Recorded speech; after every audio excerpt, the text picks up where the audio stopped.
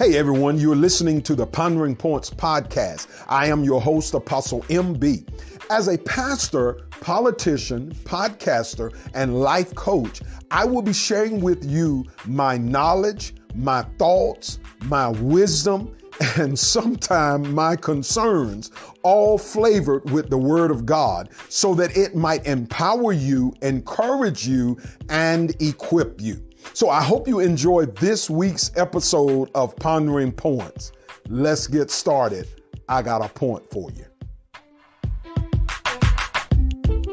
Hey guys, what's up and welcome to Pondering Points podcast. I pray that you are doing well and staying safe on today. Thank you so much for joining me, whether you are joining me live or whether you are joining me on the replay. We do appreciate you all, and thank you for joining us. So how was your weekend? How did your weekend turn out? How did things go? My weekend was great. It was slow for us, and so I actually got an opportunity to get some rest and some relaxation, and just excited about another work week and another week, and excited about coming back to you. I'm always excited about that. But hey guys, I've got a point I want to share with you on today, and that point is shift with the change. Shift with the change. Let's talk about that. Now, as we look at those two words, and the two important words of that is shift and change. Now, the word shifts literally means to make a change or adjustment in something. That is the literally meaning of shift. That is not necessarily what you see in the shifting of gears, but to make a change or an adjustment. Now, the word change literally means to undergo transformation or transition. To undergo transformation or transition. I don't know if you guys are, and most of you are aware of this, but Wednesday was the first day of fall. And for me personally, this is one of my favorite seasons of the 4 seasons. Fall is one of my most favorite seasons, mainly because the temperatures begin to get cooler. The leaves begin to change. Oh my God, I'm planning a trip before the winter. I'm planning a trip to go in the North Carolina mountains. It is beautiful this time of year, the fall of year, when those leaves begin to change and just before they start to fall off the tree. Oh my goodness, it is so beautifully. And in our mountains, especially in our North Carolina mountains, and so it is so awesome and all. But I don't know if you've ever noticed that when there is a change of seasons, we automatically shift with that change.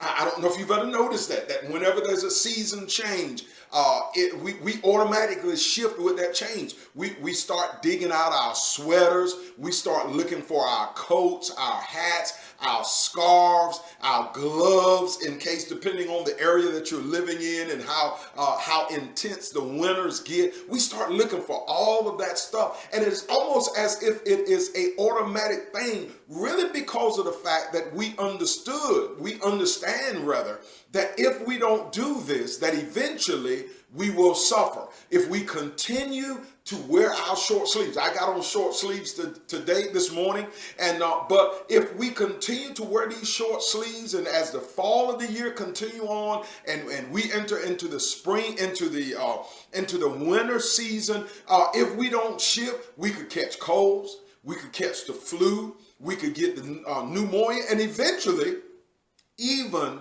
it could cause death. So we automatically, it is something in us that changes, and we shift. Check this, we shift with that change. So this is what we need to do in life. And this is where I'm coming to you on today, because in life we encounter changes in life. We age, we get older, we experience sicknesses that goes on, some of us, and all other things that happens in life. And it's literally It is the changing process of life, and it is the changing things of life. And if we don't know how to shift with that, just as I said a few moments ago, what'll literally happen, guys, is we will suffer in the long run of that. Now, check this out. So we need to do a couple of things in changing and shifting in those changes. Mark chapter number 2, y'all know how I roll. Mark chapter number 2, verse number 4 tells a story. And I'm not going to read that verse, but I'm going to tell you a story of a man. It's a story about a man that was a paraplegic. He was basically paralyzed, or he could not walk or could not move. And this man heard Jesus had came to Capernaum. And the word had just went out that Jesus was at a house in Capernaum, and that he was preaching and he was teaching. And so they brought this sick man, they brought him, but they could not get him in, for the house was jam-packed full. And so what literally happened, according to the story was that they went on the rooftop, and they literally opened the roof, and they let the man down through the roof on his bed. They lowered him down. And in other words, they shift with the change. They understood that Jesus, his presence, was bringing about a change. People were being healed. People were being set free. People were being delivered. All of these things that were going on, and they saw that. And because of that, they said, if we're going to do that, we've got to do what is necessary to get this man in the face or the presence of Jesus in order for Jesus to heal him. Isn't that amazing how things happen in life? And whenever the change comes, whenever things happen like the seasonal change, like other things, we have to learn to shift with that change. Because if not, again, guys, we'll suffer. I believe that one of the many causes of failure, and there is a lot of causes of failure, but I believe that one of the main causes of failure is when people don't shift according to the change. Some years back, I remember, and I've on my job, and I've been working with the funeral home for many, many years. But I remember many years back, there came a change with how people were buried. During those days, they were buried what they considered surface. The body was placed, the casket was placed in a vault, and the lid was put on it, and the vault and all was lowered into the grave, but the top of the vault was being shown.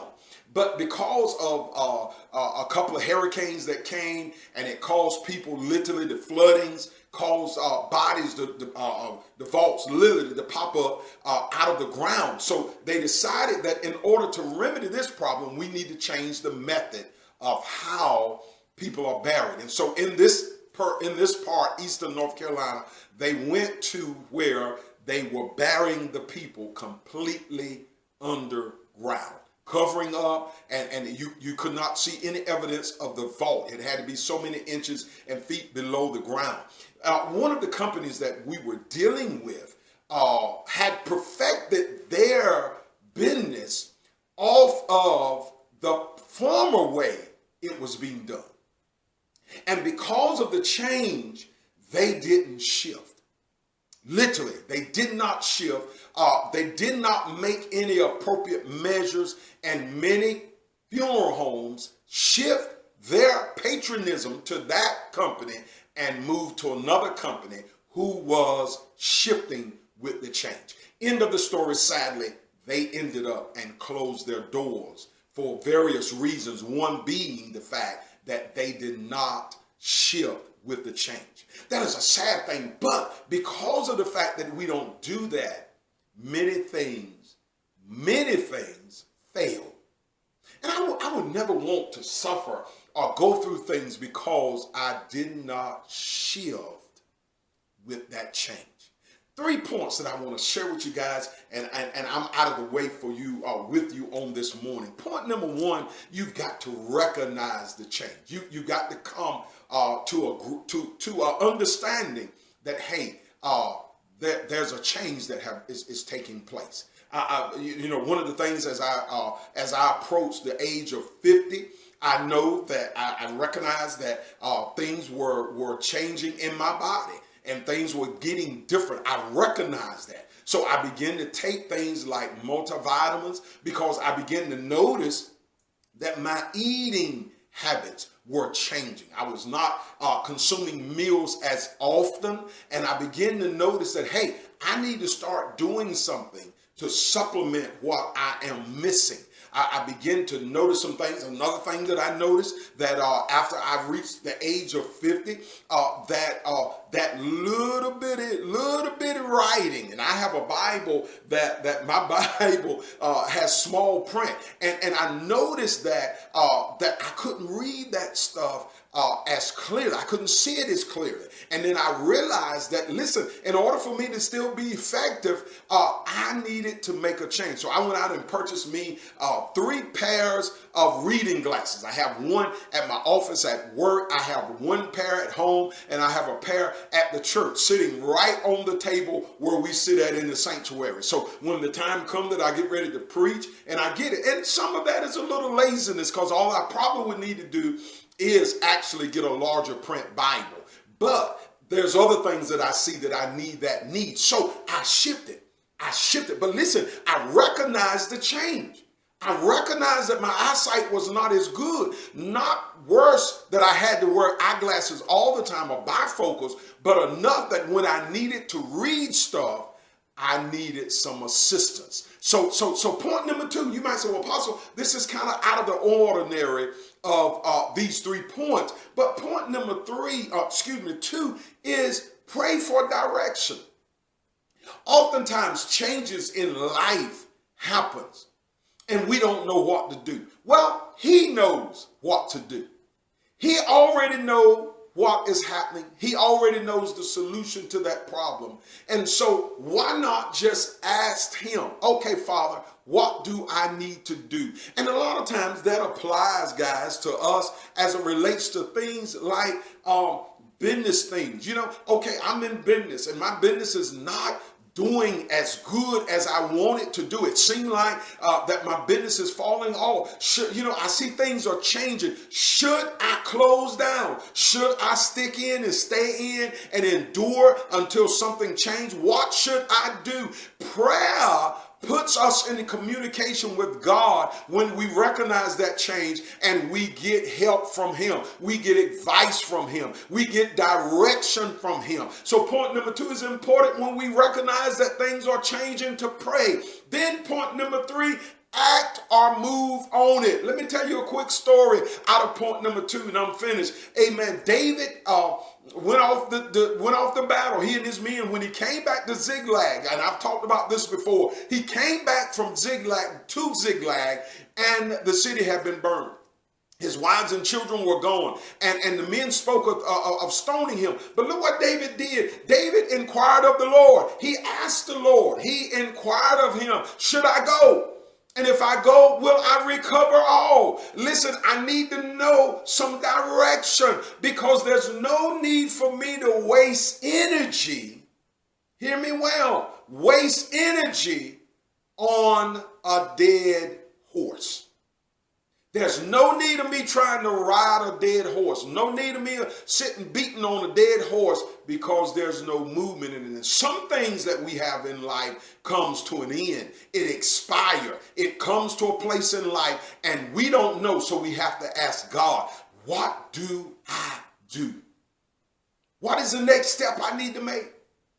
And then listen now, point number 3 in that same story of David. God told him to pursue. You shall recover all. So David just didn't sit back in his recliner and say, well, I'll just wait till they come back. No, he acted upon it. That's point number 3. Act or move on it. Act or move on it. You've got to put an effort into stuff. Whether God says shut it down or stay and stick, it's going to shift. If he says that, then you move into that and you begin to operate in that. Or he may say, give it up. I got something better for you. But you act or you move Own it. Because in all actualities, ladies and gentlemen, one of the many reasons of failure is because we did not act or shift with the change. Never sit back in life and say, I wish, I shoulda, I wish I coulda, shoulda done it. But instead, I tried it. And my failure, if I didn't fail, was not because I didn't try. My failure was because it just didn't work. And God calls us into places, but we must learn, ladies and gentlemen, to shift with that change. And when you do that, you'll see great things happen in your life like never before. Guys, that's all I have for you today. I hope that helped you shift with the change. Shift with the change. So next week, you probably gonna start pulling out them sweaters and looking for them coats, because you know the winter is on the way. So it is as we live in life. As changes happen, learn to shift with them, and you will see some things take place. Guys, as I told y'all, I'm doing something new, asking you to pray and listen. I want you to pray, lift up, continue to lift up our school systems and our teachers and our students. These students, we're seeing so much stuff going on in our school systems, threats, gun threats, and all that other stuff. Please keep our young people in prayer. And as your time of prayer that you're praying, put them on your list this week, that you begin to pray for them. Guys, that's all I have. Listen, I hope you have a great, great day. I hope you have a fantastic week, stress-free. Move forward, do what God called you to do, and learn to shift with that change. Be safe until we get out of this thing. Until then, be blessed. Shalom.